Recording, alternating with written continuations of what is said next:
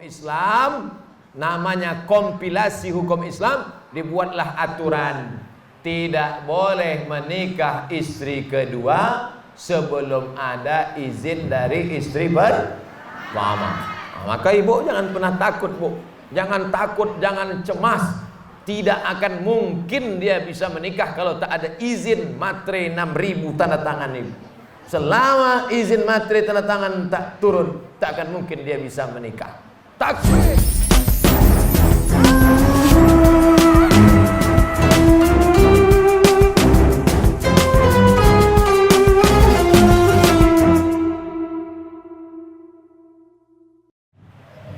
Ustaz, bagaimana caranya mengkodok sholat? La kafarata laha illa dzalik. Orang yang sholatnya dulu tinggal waktu zaman belum hijrah, zaman jahiliyah, setelah akil baligh umur 12 tahun, sekarang sudah berumur 42 tahun. 12 ke 42 ada terbentang 30 tahun tidak sholat. Apakah cukup dengan istighfar? Apakah cukup dengan haji umrah? Tidak. Sholat yang lama-lama tinggal mesti diqadha. Usolli fardal isya'i arba'a raka'atin qadha'an, bukan qoboan. Qadha'an. Saya sholat isya 4 rakaat mengganti yang lama-lama. Teknisnya Pak Ustadz, habis sholat isya sekali lagi. Habis sholat subuh besok, sholat subuh sekali lagi. Habis sholat zuhur sekali lagi. Habis sholat asar sekali lagi. Tapi jangan di masjid kalau habis asar. Nanti orang bingung, mazhab apa ini? Mana ada ba'diyah asar 4 rakaat? Berapa lama di qadha? Berapa lama kau tinggalkan? 30 tahun Pak Ustadz. Qadha 2019, lunas 2049. Kalau malaikat maut datang sebelum itu, mudah-mudahan Allah mengampuni karena sudah ada niat untuk mengganti. Sepakat 4 mazhab. Mazhab Hanafi, mazhab Maliki, mazhab Syafi'i, mazhab Hambali. 4 mazhab sepakat sholat yang lama-lama tinggal wajib diqadha. Oleh sebab itu maka yang muda-muda jangan sampai tinggal sholat. Jangan sampai tinggal sholat. As-salatu imaduddin. Sholat tiang agama. Faman tarakaha faqad hadamaddin. Orang meninggalkan sholat dialah peruntuh agama. Ara'aital ladzi yukadzibu biddin. Tahukah kamu itu siapa orang yang mendustakan agama? Di antaranya adalah fawailul lil musallin. Jaga anak-anak kita. Muru auladakum bis shalah. Suruh anak-anak kamu salat. Wa hum abna'u sab'a. Umur 7 tahun suruh salat. Wadribuhum fil asrah. 10 tahun pukul. 7 tahun suruh. 10 tahun pukul. Salat. Pak Ustadz nyuruh anaknya mudah, nyuruh bapaknya payah. Padahal kewajiban salat itu tanggung jawab bapak. Hai laki-laki, engkau punya tanggung jawab di pundakmu. Laki-laki yang berotot, laki-laki yang tegap, laki-laki yang gagah perkasa. Kalau kau tidak bawa anak istrimu sholat, tak ada gunanya kau di hadapan Allah Subhanahu wa ta'ala. Banyak laki-laki sekarang tidak siap mengemban tanggung jawab ini. Akhirnya dia menjadi laki-laki yang melambai. Tak siap dia menjadi perempuan. Kau laki-laki apa perempuan? Laki-laki, tapi terjebak dalam perempuan. Na'udzubillah. Oleh sebab itu maka ya ayyuhalladzina amanu, hai para laki-laki, suami-suami, abang-abang, adik-adik, ku anfusakum, jaga dirimu, wa ahlikum, anak istrimu, naro, dari api neraka. Mudah-mudahan kita menjaga sholat anak keturunan kita insyaallah. Amin. Ustaz, puasa kan 29 atau 30 hari. Bagaimana kalau kita puasa 28 hari atau 31 hari? Yang kedua, kadang Brunei beda dengan Indonesia penetapan waktu Ramadannya Ustaz. Kita ikut yang mana? Tinggal di Amerika, misal penetapan puasa tanggal sekian Masehi. Begitu 3-4 hari mau hari raya pulang ke Indonesia. Dan setelah dihitung ternyata 28 hari. maka setelah Ramadan dia mesti tambah 1 hari. Karena Ramadan tidak ada 28. Yang ada 28 itu Februari. Ramadan itu kalau tidak 28, 30 hari. Maka ini yang mengalami banyak pasti yang dari Departemen Luar Negeri. Karena bekerja di berbagai negara internasional, dari Eropa pulang ke Indonesia, tiba-tiba bertambah hari atau berkurang. Yang 28 tambah 1 hari lagi, maka barulah lengkap 29 hari.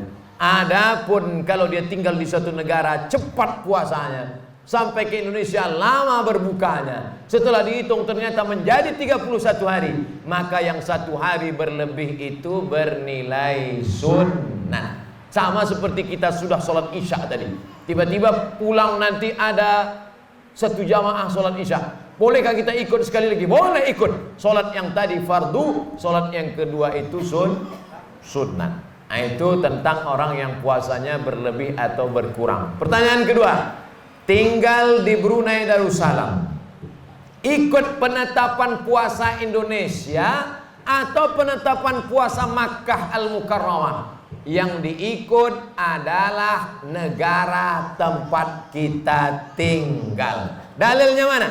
Dalilnya riwayat Abdullah bin Abbas. Abdullah bin Abbas tinggal di Madinah. Pada zaman Muawiyah bin Abi Sufyan, ada seorang diutus dari Madinah membawa surat ke negeri Syam. Syam itu sekarang 4 negara: Suriah, Lebanon, Palestina, Yordania. Ternyata setelah si tukang bawa surat tadi pulang ke Madinah, ditanya, kalian puasa di negeri Syam hari apa? Hari Jumat. Puasa di Madinah hari apa? Hari Sabtu. Menunjukkan beda tempat, beda matla, beda penampakan anak bulan. Maka yang diikut bukan Makkah, yang diikut adalah negeri tempat tinggal kita. Negara kerajaan Brunei Darussalam punya mufti mengeluarkan fatwa, maka ikut fatwa tempat kita tinggal. Wallahu a'lam bishawab. Ustaz, bagaimana tanggapan Ustaz? Sekarang suara Ustaz ceramah sering dipakai untuk TikTok. Banyak ceramah Ustaz dipakai untuk TikTok.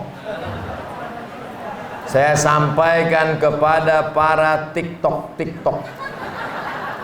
Kalian yang pakai TikTok tidak pakai jilbab, mengejek-ngejek saya, kalian cari saya di akhirat nanti.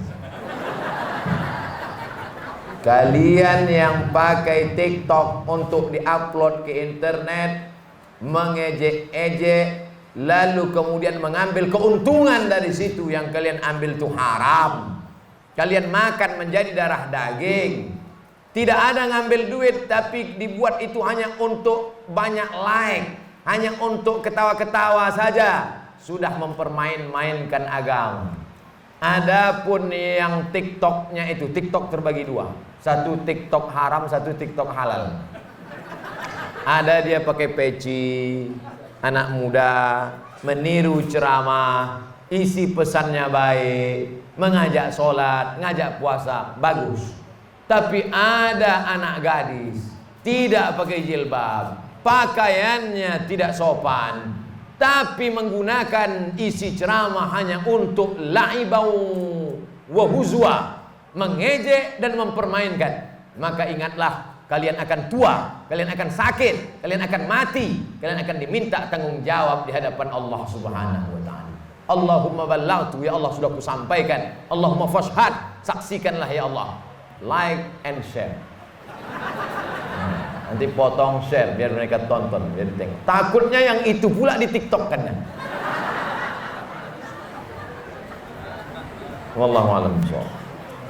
Ustaz, bagaimana hukum seorang suami yang ingin menikah lagi tapi tak mendapat restu dari istrinya? Yang dosa istri yang tidak beri izin atau suami yang ingin memadu? Nabi Muhammad sallallahu alaihi wasallam menikah dengan Khadijah umurnya 25 tahun. Setelah Khadijah meninggal ketika akan hijrah, barulah dia menikah selama dengan Khadijah 25 tahun Nabi monogami, istri satu. 25 tahun istrinya satu. Setelah itu barulah dia poligami. Itu pun istrinya ada yang janda, suaminya perang, kalau tidak dinikahi nanti dia akan kacau ekonominya, kacau hatinya. Ada menikahi orang Yahudi, Sofiyah binti Huyai, supaya merebut hati orang Yahudi mau masuk Islam. Ada untuk melembutkan hati suatu suku, ada alasan syar'i di baliknya. Yang ingin saya sampaikan, Nabi lebih lama monogami daripada poligami. Yang kedua, fankihu ma taba lakum minan nisa, nikahilah perempuan masna 2, wa sulasa 3, wa ruba 4. Tapi ayat itu belum titik, baca ujungnya. Fa in khiftum alla ta'dilu, kalau kamu tidak sanggup berlaku adil, fawaidah 1, adil. Yang ketiga, bahwa Nabi Shallallahu Alaihi Wasallam bercerita itu ayat pada saat itu orang musyrik jahiliyah menganut mazhab, nama mazhabnya poligami unlimited edition. Istrinya tanpa batas. Ada yang 40, ada yang 15, ada yang 10. Maka turun ayat itu. Fankihu ma taba lakum minan nisa'i masna wa sulasa wa ruba. Maka yang 10 menceraikan 6, yang dipegang 4. Ayat itu nyuruh nambah atau membatasi? Membatasi. Pahami dengan baik. Kecuali darurat tingkat tinggi. Ada bapak yang memang luar biasa. Bapak ini pun termasuk spesies limited, 300 tenaga kuda. Sampai tak tahan lagi ibu itu. Daripada aku mati, baguslah aku carikan bang, kata dia.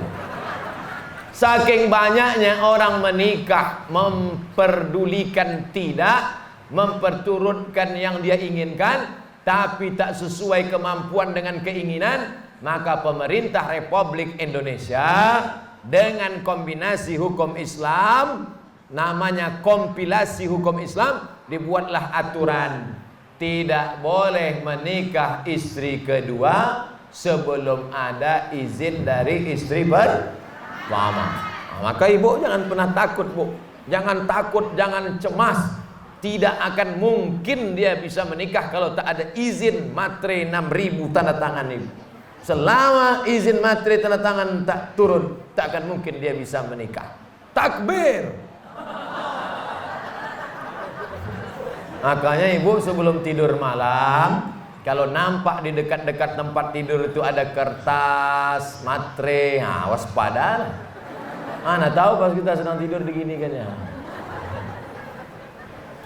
Itu bisa dihukum pidana. Kenapa demikian? Kompilasi hukum Islam, hukum negara, hukum Islam dikompilasikan, keluarlah peraturan. Tidak boleh menikah istri kedua sebelum ada izin dari istri pertama. Jadi ibu jangan takut. Sudah saya sebutkan undang-undang negara. Wallahu a'lam bishawab. Setelah saya sampaikan ini bapak pula yang takut.